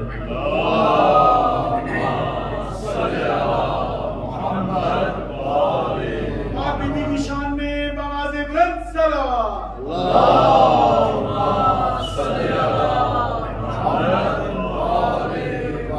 وعجل فرجهم. دیکھیے یہ زندگی جو ہماری گزر رہی ہے, بعض لوگ کہتے ہیں کہ یہ کشتی کی مانند ہے, اسے چلنے دو جیسے چل رہی ہے. لیکن معصوم فرماتے ہیں نہیں, یہ کشتی جب بھنور میں پھنستی ہے مشکلات آتی ہیں, اس کا جو سلوشن ہے وہ تجھے کس سے معلوم کرنا چاہیے, اہل بیت سے معلوم کرنا چاہیے. یہ ہماری بھول ہے کہ ہم یہ سمجھے کہ شیطان اور شیطانی طاقتیں خاموش بیٹھی. فرمایا نہیں, انہوں نے بڑے پلانس کیے تمہارے لیے اس پوری دنیا میں, کہ آج بھی مسجد الاقصی پہ حملہ ہوا اور دنیا کی واحد قوم ہے مکتب تشیع کہ ہم عاشورہ کے دن اپنے دکان اپنا بزنس بند کرتے ہیں. کیوں بند کرتے ہیں؟ کیونکہ کسی مظلوم کے لیے ہم آواز کو بلند کرتے ہیں. دنیا کی کوئی قوم نہیں کرتی کہ اپنا بزنس بند کر دے. صرف یہ ایک درس ہمیں امام حسین نے دیا کہ مظلوم کوئی بھی ہو, وہ چاہے اپنا ہو وہ چاہے غیر ہو, کوئی بھی ہو. قرآن مسائل پڑھتا ہے پروردگار عالم پہ, ای ذنب قتلت. یہ کون تھے جو اپنی بیٹیوں کو دفن کرتے تھے؟ مومن تو نہیں تھے نا, مشرک تھے. اللہ مشرک کی بیٹیوں کا مسائل پڑھ رہا ہے قرآن مجید میں کہ قیامت میں یہ پوچھوں گا کہ مشرکوں کی بیٹیاں بھی اگر مری ہیں تو پھر ای ذنب, کس گناہ کی سزا ان کو دی گئی. تو اگر آج ظلم کرنے والی طاقتوں کو یہ پتا ہوتا نا کہ دنیا کے جتنے بھی وزراء ہیں, پریزیڈنٹ ہیں یا پرائم منسٹر ہیں, ہمارے خلاف آواز اٹھائیں تو امریکہ کبھی بھی ظلم نہ کرتے. جب انہیں یقین ہو جاتا ہے کہ بھائی کوئی آواز نہیں اٹھے گی تب وہ کیا کرتے ہیں, ظلم کرتے ہیں. اس لیے امام نے فرمایا کہ تم دشمن کے دلوں میں ایک رعب اور وحشت کو پیدا کرو. کہ اگر اسے کسی سے بھی ڈر نہ ہو لیکن اسے یہ ڈر ہو کہ اگر میں ظلم کروں گا تو کہیں نہ کہیں سے کسی نہ کسی علی والے کی آواز ضرور اٹھے گی. اور اگر آج کائنات میں کسی کی آواز اٹھتی ہے وہ علی والے کی اٹھتی ہے. آج صرف تھوڑا انٹروڈکشن دے رہا ہوں، انشاءاللہ ایک نیکسٹ مجلس جو آج شوال کو ہوگی اس میں اس کی میں تفصیل میں جاؤں گا. دیکھیے دشمن، ایک آپ کا دشمن ایسا ہے جو چاہتا ہے اس کا مذہب بچا رہے، اس کی تہذیب بچی رہے، مال اس کے پاس رہے، دولت اس کے پاس رہے، علم اس کے پاس رہے. باقی جتنی بھی دنیا کی قومیں ہیں یہ ان کی تہذیب بھی تباہ کرنا چاہتا ہے، ان کو مفلسی میں ڈالنا چاہتا ہے. اس کے پاس ایک ہی چیز تھی جس کا نام تھا سائنس. اس نے سائنس کے ذریعے سے، اس علم کے ذریعے سے دولت بنائی. اب جب انسان کے پاس دولت آتی، مثلا پاکستان سے ساؤتھ افریقہ، جب آپ کے پاس دولت آئی تو دولت اپنے خرچ کرنے کے راستے بناتی ہے، کیونکہ دولت اگر آتی ہے تو انسان کو خرچ کرنا ہے. جب آپ خرچ کرنے پر آئے تو اس نے آپ کو ایک تصور دیا جس کو کہتے ہیں لگژری لائف اسٹائل کا تصور. اس نے اسی ٹیکنالوجی بری نہیں ہے لیکن اس نے ٹیکنالوجی کو ذریعہ بنایا، ایسی چیزوں کا ذریعہ بنایا کہ جس پر آپ کو خریدنے پر مجبور کیا. مثلا آپ کے پاس دولت آئی اور اس کے پاس ٹیکنالوجی تھی، اس نے ٹیکنالوجی سے چیزوں کو بنایا. اب چیزوں کو بنانے کے بعد اس کو کمرشلائز کیا. مثلا اس نے گاڑی بنائی، اس نے جہاز بنایا، اس نے ٹوتھ پیسٹ بنایا، مختلف چیزیں بنائی. اب ان چیزوں کو خریدنے کے لیے آپ کو مجبور کیا اور اس کو کس کو استعمال کیا؟ اس کے لیے اس نے میڈیا کو استعمال کیا. یعنی اس کا پروپیگنڈا کس سے کیا؟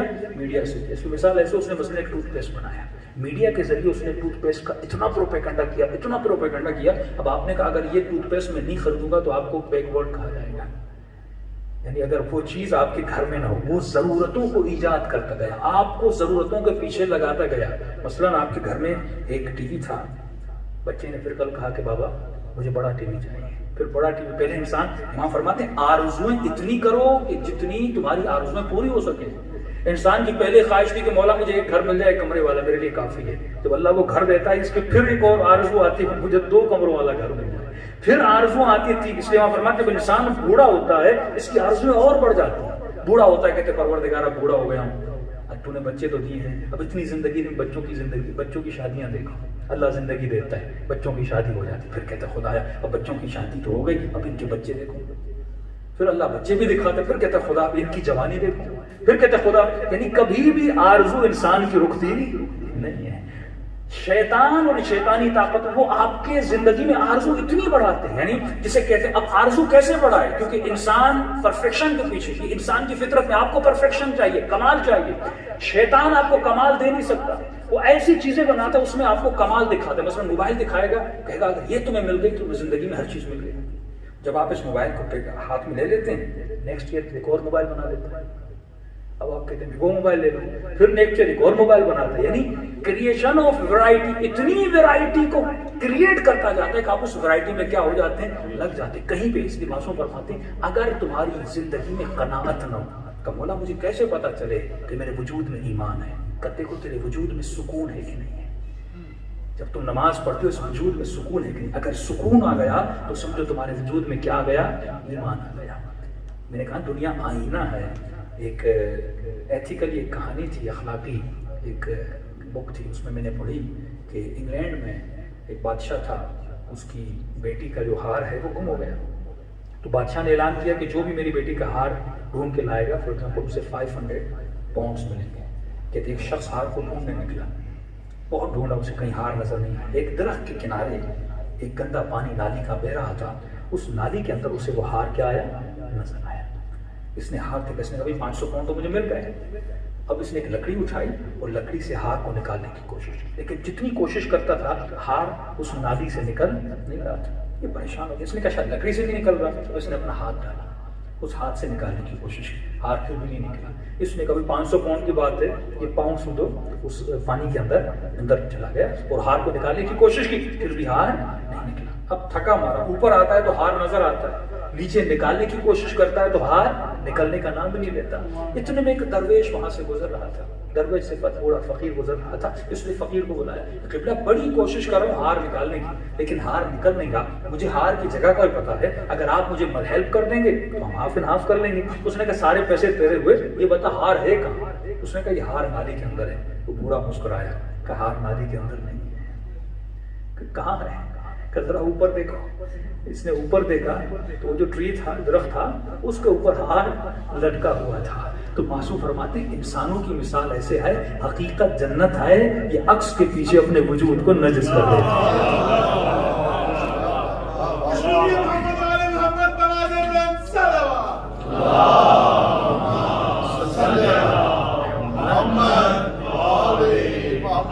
ایسے عکس میں آپ کو مشغول کر دیتا ہے. فرمایا قناعت اگر تمہاری زندگی میں ہوگی, اگر تجھے اس کارپیٹ کی ضرورت ہے نا تو یہ دیکھو تیرے پاس پیسہ ہے تو خریدو, اگر پیسہ نہیں تو ادھار لے کر اپنی زندگی کو کبھی خوبصورت نہ کیا کرو. کبھی تمہاری وہ اتنی ضرورتوں کو ایجاد کرتا ہے اس میڈیا کے ذریعے, اتنا پروپیگنڈا کرتا ہے. اگر وہ آپ کہو گے کہ یہ چیز نہ خریدو تو گویا میں بیک ورلڈ ہوں, میرے پاس کچھ بھی نہیں. آپ کے بچوں کا ٹائم وہ ضائع کرتا ہے. ایسی ایسی چیزیں اس نے تخلیق کر دی ہیں کہ اگر یعنی صرف ان سے آپ کے بچوں کا ٹائم. پہلے آدمی ایکسرسائز کرتا تھا, باڈی کچھ ملتا تھا. اب اس نے ایسی گیمز بنا دی, بچہ سارا دن گیم پہ بیٹھا ہوا ہے. اب اسے ایکسرسائز کرنے کی ضرورت نہیں, صرف دیکھے جائے اور گیم کا مزہ لیتے جائے. اور اس مزے کو نام دیا ریلیکسیشن. مثلا میوزک سنیں گے تو کیا ہوگے, ریلیکس ہو جاؤ گے. مووی دیکھو گے تو کیا ہو جاؤ گے, ریلیکس ہو جاؤ گے. اسلام میں ریلیکس انسان تب ہوتا ہے جب انسان کو کوئی چیز, کوئی کچھ دے رہا ہے تو کچھ اسے ملے.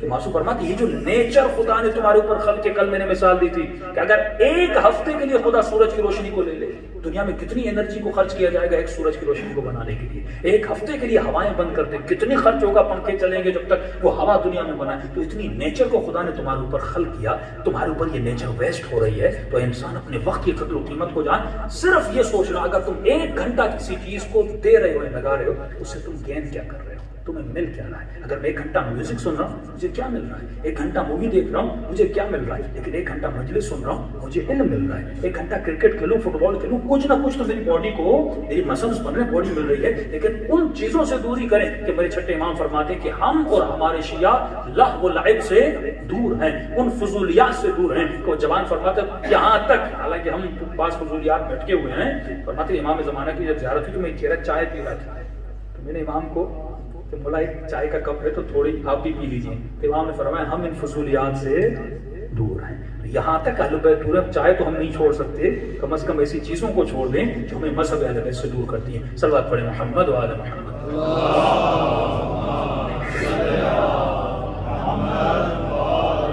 محمد عجل فیضان محترم, جتنی اہل بیت ہم سے محبت کرتے ہیں, فرمایا ماں سے زیادہ, باپ سے زیادہ, انا و علی ابوا هذه الامه, میں اور علی اس امت کے 2 باپ ہیں. باپ جتنا بیٹے سے محبت کرتا ہے, اہل بیت اتنا آپ سے محبت کرتا ہے. زندگی کا سرمایہ انسان کا, فرمایا 3 کام زندگی میں کر کے جا. مولا فرماتے یا کوئی ایسی مسجد بنا کے جا کہ جب تو نہ ہو جب تک لوگ نماز پڑھتے رہیں تجھے ثواب ملتا رہے, یا ایسی کتاب لکھ کے جا جب تک لوگ پڑھتے رہیں تجھے ثواب ملتا رہے, یا ایسے بچے کی تربیت کر کے جا جب تک یہ بچی نماز پڑھے, یہ بچہ نیک رہے گا, ثواب تجھے ملتا رہے گا. میں یار لمبی زندگی نہیں ہے, کم عرصہ بھی گزار, لیکن ایسا گزار جو بابرکت عرصہ. جناب علی اصغر کی زندگی کتنی ہے, 6 مہینہ, لیکن کتنی بابرکت ہے. پوری دنیا کو کیا دے رہی ہے, ہدایت دے رہی ہے. میں یار یہ ہے تھوڑی سی بھی زندگی گزار, لیکن ایسی گزار جس پہ اہل بیت ناز کریں. میرے عزیز, آپ کے افریقہ کا ایک قافلہ تھا, خاتون کہتی میرے پاس اولاد نہیں تھی, اللہ نے بڑے عرصے کے بعد مجھے ایک بیٹا دیا. نیا نیا عراق آزاد ہوا تھا, غالباً 2003 اور 4 کا واقعہ ہے. کہتی ہم زیارت کے لیے گئے, آپ کو پتہ شروع میں چیک پوسٹ بہت زیادہ ہوتی تھی. پھر ہم نجف جا رہے تھے تو ایک چیک پوسٹ, دوسرا چیک پوسٹ, تھک گئے. لاسٹ چیک پوسٹ انہوں نے کہا پاسپورٹ دکھائیے. تو میں نے کہا بچے سو رہے ہیں, اگر آپ کہیں تو ہم صرف پاسپورٹ لیں. انہوں نے کہا ٹھیک ہے, آپ اپنی بیٹا جو بچہ پیچھے سو رہا تھا اس کو سونے دیں, آپ صرف پاسپورٹ لے کر ہم ان کے پاسپورٹ کو چیک کریں. پھر گئی, میں نے پاسپورٹ کو چیک کروایا, گاڑی نجف پہنچی, ہوٹل بک کروایا. اب جب گاڑی سے اترنا چاہا تو میں نے دیکھا بیٹا سو رہا ہے, تو بیٹے کو اٹھانا چاہ, لیکن یہ اٹھ نہیں رہا. 2 بار 3 بار نہیں اٹھا, پانی مارا نہیں اٹھا, پریشان ہوئے. فوراً اس بیٹے کو اٹھایا اور بھاگے ہاسپٹل گئے. ڈاکٹر نے چیک کیا, کل تو کب کا مر چکا ہے. کہ امتحان الہی, کتنے پریشان ہو گیا, کیا مطلب مر چکا. ٹھیک ٹھاک بیٹا جس کو میں وہاں سے لے کر آئی ہوں, مولا علی کی زیارت کے لیے آئی اور راستے مر گیا. میں یقین, ڈاکٹر نے کہا مر چکا ہے, باڈی بالکل ٹھنڈی ہو چکی ہے, تو کب کی اس کی روح نکل چکی ہے. ماں کہتی بہت روئی بہت روئی، بچے کو جا کے دفن کر دیا۔ اب اس خاتون جس کا بیٹا مر گیا، اس کی ماں کہتی میں نے بیٹی ہوٹل میں بیٹھ کے رو رہی ہے۔ میں نے کہا بیٹی من ہلکا کرنا ہے تو چلو مولا کے روزے پر وہاں جا کے گریہ کرو۔ تو کبھی کبھی انسان پہ مصیبت آتی ہے تو معصومین سے بھی بے ادبی کرتا ہے کہ میں علی کے پاس نہیں جاؤں گی، میں یہاں کچھ مانگنے آئی تھی، اوپر سے اہل بیت نے ایک ہی بیٹا تھا وہ بھی لے لیا، اور یہاں تک بول دیا اے کاش میں نجف آتی ہی نہ، اے کاش میں کربلا آتی ہی نہ۔ چھٹے امام کا بیٹا جناب اسماعیل، لوگ آتے مولا اسماعیل بیمار ہے، ایک حکیم آ رہا ہے، دوسرا حکیم آ رہا ہے۔ شخص کہتا ہے جب امام سے ملنے گیا تو اچانک امام نے دروازہ مولا کے چہرے پہ اطمینان تھا۔ میں نے کہا میں یہ سمجھا کیونکہ مولا کا چہرہ مطمئن ہے، پہلے جب بھی آتا تو امام پریشان تھے، اب آیا تو مولا کا چہرہ مطمئن۔ میں نے کہا مولا بیٹا ٹھیک ہو گیا؟ امام نے کہا انا للہ و انا الیہ راجعون۔ میں نے کہا مولا جب بیٹا بیمار تھا پریشان تھے، بیٹا مر گیا مطمئن ہے؟ امام فرماتے جب تک بیمار تھا اللہ کی امانت تھی، اس کا خیال کرنا میری ذمہ داری تھی، لیکن جب وہ امانت کو واپس لیتا میں کون ہوں اعتراض کرنے والا؟ یہ اولاد اس کی امانت ہے، یہ کیریکٹر تھا امام کا۔ یہ خاتون کہتی ہے مولا نے مجھ سے بیٹا لے لیا، میں تو لینے آئی تھی انہوں نے اوپر سے لے لیا۔ ماں نے بڑا اصرار کیا لیکن کہتے مولا علی کی زیارت پر نہیں گئے۔ کہتے ہیں قافلہ پہنچا کربلا، ماں نے کہا علی کی زیارت کے لیے نہیں گئے، چلو امام حسین کی زیارت کے لیے جاؤ، اور انہوں نے تو وہیں جا کے رو کہ میں کسی بھی معصوم کی زیارت کو نہیں جاؤں گی، میں یہاں لوگ لینے آتے ہیں اور انہوں نے مجھ سے چھین لیا میرا بیٹا، اتنے سالوں کے بعد مجھے بیٹا ملا تھا۔ اب ماں کہتی ہے آخری 1-2 دن بچے، بیٹی کو سمجھایا سلجھایا۔ میں نے کہا دیکھو علی سے ناراض ہوں، حسین سے ناراض ہوں، اگر ناراض بھی ہو شکایت بھی ہے تو ان سے خود جا کے کرو نا، ہوٹل میں کیوں بیٹھی ہو؟ تو میں نے کہا چلو حضرت عباس کے روزے پہ چلو، شکایت ہے تجھے لڑنا ہے جو بھی کرنا ہے، مجھ سے کیوں لڑ رہی ہو؟ ہوٹل میں بیٹھ کے لوگوں سے کیوں باتیں کر رہی ہو؟ جو کچھ تجھے کرنا ہے جاؤ اہل بیت سے سامنے باتیں کرو۔ بیٹی کو راضی کیا، حضرت عباس رمضان کے حرم میں لے کر آئے۔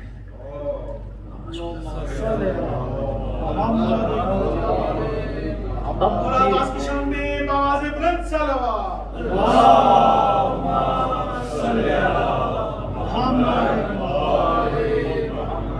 اب یہ خاتون کہتی ہے جیسے میں حضرت عباس کے حرم میں داخل ہوئی تو کہہ رہے جیسے داخل ہوئی تو دور سے مجھے حضرت عباس کی زری جو ہے وہ نظر آ رہی تھی، کہ بس زری کو دیکھا قوت برداشت نہیں تھی، ہزاروں قطار ہونے لگی، اور میں نے یہی شکایت کی کہ مولا لوگ یہاں مانگنے آتے ہیں، میرا ایک کریل جوان بیٹا تھا آپ نے وہ لے لیا، اگر وہ لیا بھی ہے تو غازی عباس اب مجھے بھی اٹھا لے کیونکہ میں اس کے بغیر زندہ نہیں رہ سکتی، بیٹے کے بغیر میں زندگی کیسے گزاروں گی؟ کہتے ماں روئی جا رہی ہے، کہتے میں غازی عباس کے زری کے سامنے رو رہی تھی، اتنے میں نے دیکھا کہ زری کی طرف سے میرے بیٹے جیسا کوئی بچہ دوڑتا ہوا میری طرف آ رہا ہے، کہتی میں یہ سمجھی کہ شاید شدت گریے کی وجہ سے کوئی خواب دیکھ رہے ہوں، اتنے میں دیکھا نہیں یہ بچہ ہے، دوڑا دوڑا آ رہا ہے اور آ کے میرے سینے سے آ کے لپٹ گیا۔ میں نے غور سے دیکھا یہ تو میرا بیٹا ہے، اماں کو بولا اماں یہ ہمارا بیٹا ہے، کہا یہ تو ہمارا بیٹا ہے، کو پریشان ہو گئی، جس کو دفن کر کے آیا ہے وہ دوڑا ماں کی گود میں بیٹھا ہوا ہے۔ بیٹے کو پوچھا میرے لال تو کہاں تھا، تیری ماں اتنے دنوں سے تیرے لیے رو رہی تھی، کہا ماں آپ گاڑی میں سلا کے گئے تھے، اچانک میں نے آنکھیں کھولی تو میں نے خود کو لوگوں کے درمیان پایا، میں نے آپ کو بلایا، دادی کو بلایا، جس کو بلایا کوئی مجھے نہیں ملا، کہا پھر میرے لال کہ اتنے اماں دور سے ایک گھوڑے سوار میرے قریب آئے، اس کے ساتھ ایک جوان نورانی چہرہ تھا، وہ شخص ساتھ تھا، اور اس نے کہا میرے لال کس کو ڈھونڈ رہے ہو؟ میں نے کہا امی مجھے نہیں مل رہی، دادی اماں گم ہو گئی ہیں، کہا آ جاؤ میرے لال میرے ساتھ بیٹھو، میں تجھے تمہاری امی تک لے کر جاتا ہوں۔ کما اس جوان نے مجھے اٹھایا اور گھوڑے سوار کے پیچھے بٹھایا، کما میں نے اپنے دونوں بازو اس گھوڑے سوار کی کمر میں ڈال دیے، کہ جیسے ڈالے میں نے کسی گرمی کا احساس کیا، تو میں نے کہا گھوڑے سوار یہ گرمی کیسی ہے؟ آواز دے کر کہا یہ میرا خون ہے جو کربلا میں بہا تھا، کہ میں نے محسوس کیا، میں گھوڑے سوار آپ کے بازو مجھے نظر نہیں آ رہے، کہ میرے بازو کربلا میں کٹ چکے ہیں، کہ ایک مرتبہ مجھے زری کے کنارے لایا اور اماں انہوں نے کہا کہ یہاں پہ انتظار کرو، بس ابھی تمہاری امی آنے والی ہیں، کہ جب ماں ملے نا تو عباس کی طرف سے اپنی اماں کو یہ جملہ کہنا، یہ ہر شیعہ کے لیے آئے، کہ کون سا جملہ؟ حضرت عباس نے فرمایا اے ہمارے شیعوں چھوٹی چھوٹی باتوں کے لیے کبھی ہم سے ناراض نہ ہو، ہم اہل بیت ہر شے برداشت کر سکتے ہیں، لیکن غلطہ اپنے چاہنے والوں کی ناراضگی کبھی برداشت نہیں کر سکتے. تو عزیز اللقب ہی باب الحوائج ہے، حاجتوں کو قبول کرنے والا دروازہ. تو خدا را تمسک رہے، توسل رہے اہل بیت سے. ہمارے استاد اخلاق فرماتے ہیں، اہل بیت فرماتے ہیں چھوٹی چھوٹی چیزیں بھی ہم سے مانگا کرو، چھوٹی چھوٹی چیزیں. جوان راستے پہ کھڑا ہے، گاڑی نہیں مل رہی، وہاں پر بھی کہا کرو یا صاحب زمان ادرکنی، مولا میری مدد فرما. لمحے لمحے میں جب ان سے تمسک رہے گا تو زندگی ایسی ہی بن جائے گی جیسی اہل بیت چاہتے ہیں. دلوں کو کربلا لے جائیں اور سلام کریں ہستیوں پر جن کی وجہ سے ہم اس دنیا میں آئے. خلقت ہدف کائنات وجود اہل بیت. السلام علی الحسین وعلی علی ابن حسین کی صدا بلند وعلی اولاد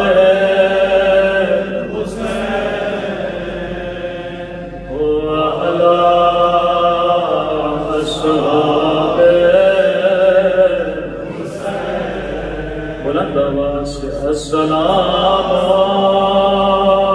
علی الحسین وعلی علی ابن وعلی اولاد الحسین وعلی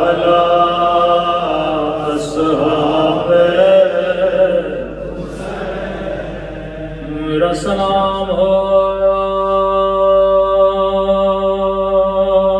سکینہ کی یتیمی پہ.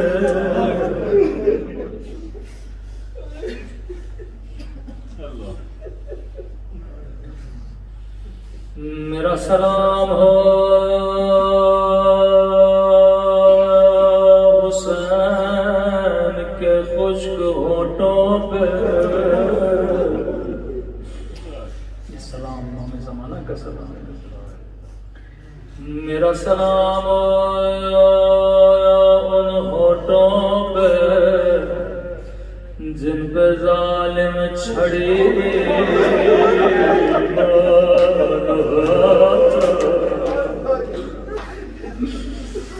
اللہ یہ منظر کسی بیٹی کو نہ دکھائے.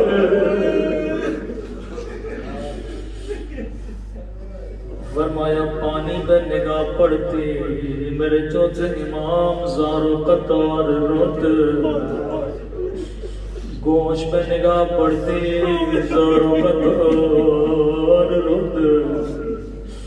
پوچھنے والے نے کہا مولا شہادت تو آپ کا ورثہ ہے، اتنا کیوں روتے ہیں؟ فرمایا علی اکبر کے سینے میں برچھی لگنا میرا ورثہ تھا. چچا عباس کے بازوؤں کا کٹنا میرا ورثہ تھا. لیکن اے پوچھنے والے تو نے انصاف نہ کیا. کیا ماں بہنوں کی چادر یہ بھی سجاد کا ورثہ تھا.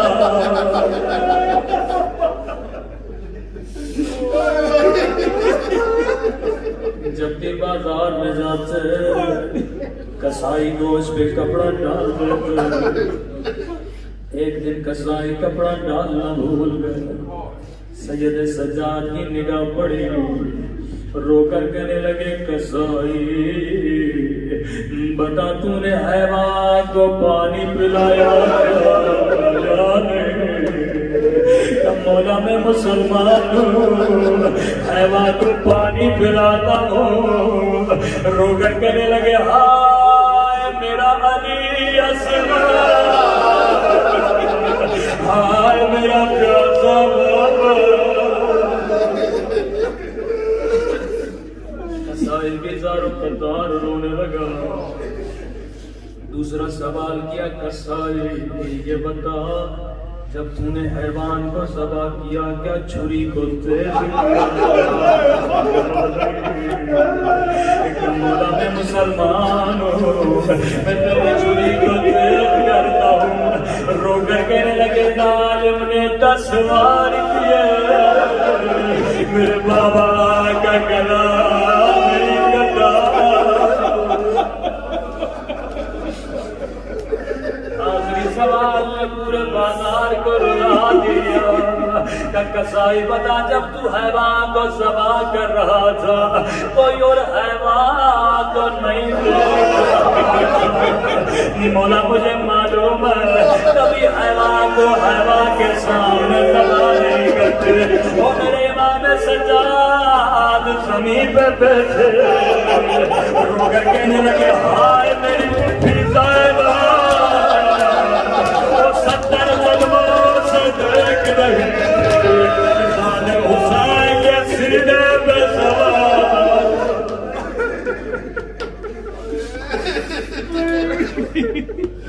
تبھی فرمایا ہے ہمارے شیعوں جب بھی پانی پیو ہماری سکینہ جگہ جگہ پہ میری بچی کو پانی کے لیے ترسایا گیا۔ روایت کے جملے بڑے سخت۔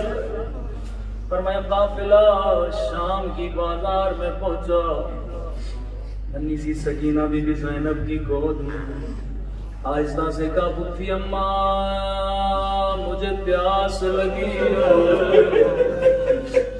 عجیب منظر ہے، ساقیے کوثر کی پوتی ساقیے کوثر کی بیٹی سے پانی مانگ رہی ہے۔ بی زینب نے کہا سکینہ چپ ہو جا، یہاں پانی دینے والا کوئی نہیں، پتھر مارنے والے بہت ہیں۔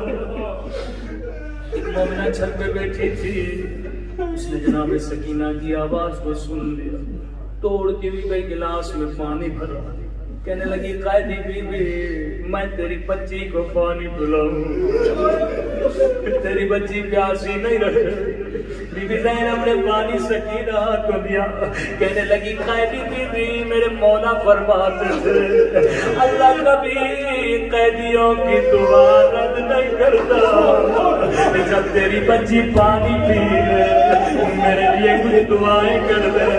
بی بی زینب نے کہا سکینہ پانی بعد میں پینا، ہم سیدہ کسی کا احسان نہیں اٹھاتے، پہلے اس کے لیے دعا کر۔ ابھی تک مومنہ نے سکینہ کا چہرہ نہیں دیکھا تھا، ایک مرتبہ ننھی سی بچی نے اپنے سر کو بلند کیا کہ پتہ کون سی دعا ہے۔ جیسے اس کی نگاہ زخمی کانوں پہ پڑ گئی اور زخمی رخساروں پہ پڑ گئی، اپنی ساری دعائیں بھول گئے۔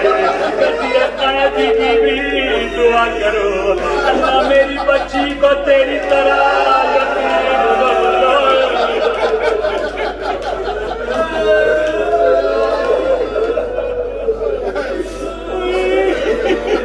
سکینہ نے دعا کے لیے ہاتھوں کو بلند کیا، رو کر کہنے لگی اے خدا کسی بچی کو او میری طرح یتیم نہ بنا۔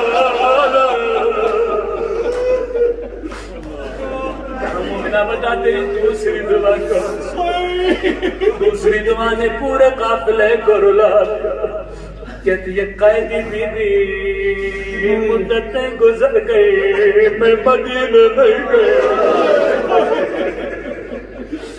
غربت میں زینب نے وطن کا نام سنا،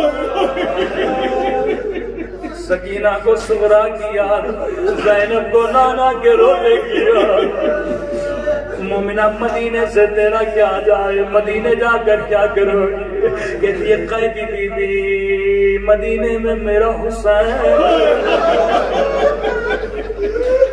مدینے میں میرا عباس، مدینے میں رسول خدا کا روضہ ہے، میں حسین کی زیارت کروں گی، مدینے میں عباس ہے میں اس کی زیارت کروں گی، مدینے میں میری آقا آزادی ہے، میں اپنے بیوی سے ملوں گی۔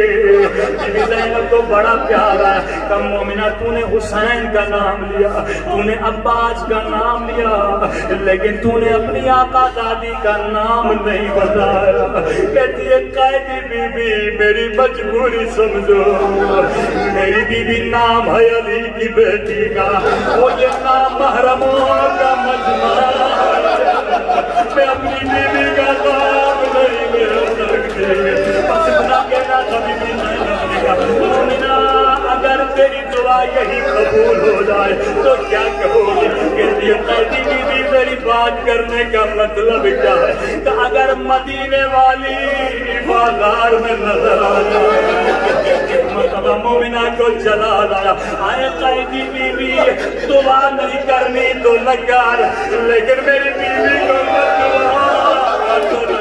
وہ میری بیوی نام ہے علی کی بیٹی کا، میری بیوی نام ہے عباس کی بہن کا۔ ایک مرتبہ کہتا ہے جی بیوی میری بیوی تجھ جیسی قید نہیں کہ بازاروں میں آئے، ایک مرتبہ زینب کو چلا لایا، اپنے چہرے سے بالوں کو ہٹایا کہ ام حبیبہ نہیں پہچانا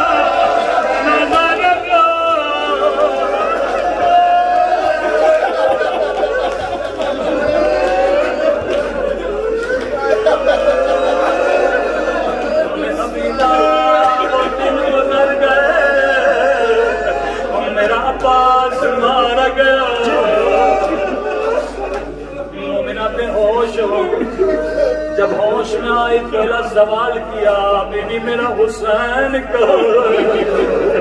زینب نے کٹی ہوئی گردن دکھائی، یہ میرا حسین ہے، یہ میرا علی اکبر ہے، یہ میرا علی اصغر ہے۔ مومنہ نے کہا بیوی عباس کہاں ہے؟ زینب ایک مرتبہ بیوی نے گھوڑے کی گردن کی طرف اشارہ کیا، گردن میں کٹی ہوئی گردن بنی تھی کہ یہ میرے عباس کا سر ہے۔ ابھی بھی سب سر نوکنے لگے ہیں، لیکن عباس کا سر گھوڑے کی گردن میں کیوں ہے کہ یہ بھی نوکنے لگا تھا، لیکن جب میرے کھلے سر پہ نگاہ پڑ گئے عباس کا سر زمین پہ گرنے لگا۔